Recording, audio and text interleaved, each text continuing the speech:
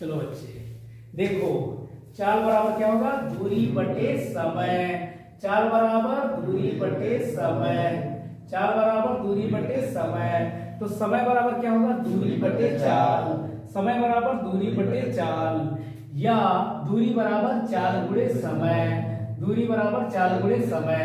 दूरी बराबर चाल गुणे समय। आयत का क्षेत्रफल क्या होगा, लंबाई गुणे चौड़ाई।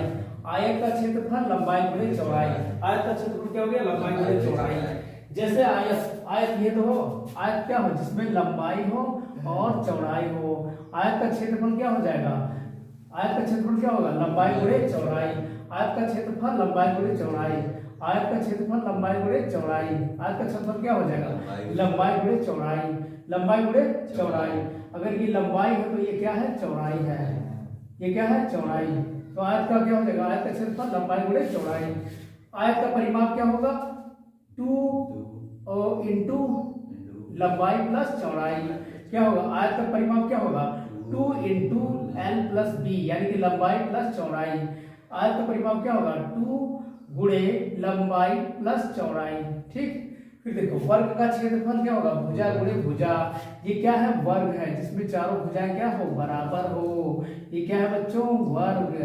तो वर्ग का क्षेत्रफल क्या होगा, भुजा गुणे भुजा। वर्ग का क्षेत्रफल भुजा गुणे भुजा। और वर्ग का परिमाप क्या हो जाएगा, 4 गुणे भुजा। वर्ग का परिमाप 4 गुणे भुजा। वर्ग का परिमाप 4 गुणे भुजा। अब क्वाड्रिक इक्वेशन में, यानी कि द्विघात समीकरण, द्विघात समीकरण देखते हैं। जैसे व्यापक रूप किसे कहते हैं, चर के घातों के घटते क्रम में लिखी द्विघातीय समीकरण ही अपने व्यापक रूप में कहलाती है। जैसे दे दिया जाए, यहाँ पे क्या है, सबसे बड़ा पावर क्या है, 2। तो क्या हो जाएगा, ax square plus B X plus C बराबर 0। जहां ए बी सी क्या है, वास्तविक संख्याएं। जहां ए बी सी क्या है, वास्तविक संख्याएं। लेकिन ए का मान 0 नहीं होना चाहिए। लेकिन ए का मान 0 नहीं होना चाहिए।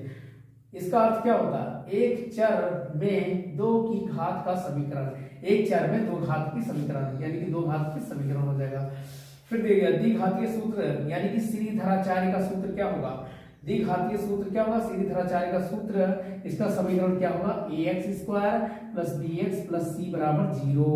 ax square plus bx plus c बराबर 0। ax square plus bx plus c बराबर 0 के मूल रूप जैसे हो जाएगा x1 x2 बराबर हो जाएगा minus b plus minus root b square minus 4ac बटे 2a।